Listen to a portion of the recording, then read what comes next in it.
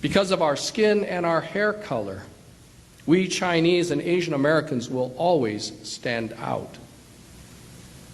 And just as many Americans are discriminating against Muslims, Hispanics, and foreigners, we are becoming the next targets, especially in these contentious times in the U.S.-China relationship.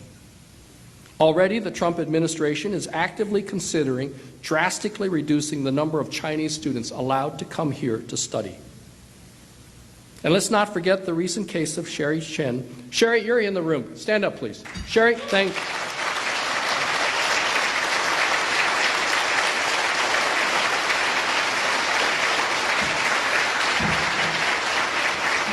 Let's not forget her case. She's an expert in flooding who worked for the U.S. National Weather Service in the Department of Commerce, the department that I used to head up.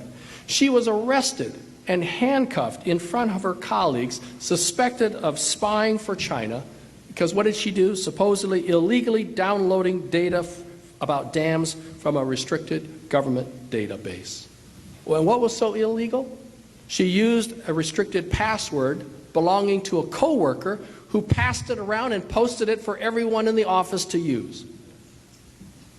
But Sherry never gave any sensitive information to the Chinese government. In fact, she told the Chinese official who was interested in the topic that the information he sought was restricted and that any questions he had, he should ask her supervisors. Now, the federal prosecutors eventually dropped the case, but she did not get her job back. And a judge last spring ruled that she had been fired without justification, wrongly fired, and ordered her reinstated. But the Trump administration is fighting that order.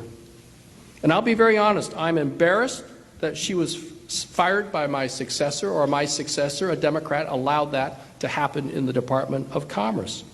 But now that she's been exonerated by a judge, there's no reason for the Trump administration to fight giving her job back.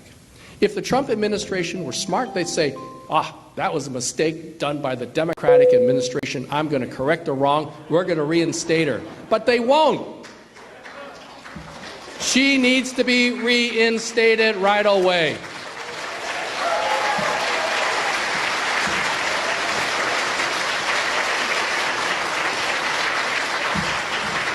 And then there's the case of Professor Xi, chairman of the Temple University Physics Department. He was charged by the federal government for illegally revealing to professors in China blueprints of sensitive lab equipment used in semiconductor research.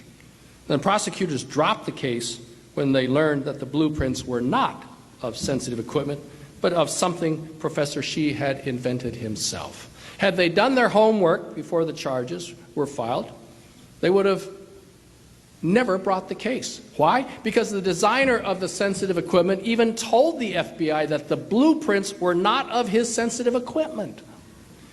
But the FBI still arrested Professor Xi.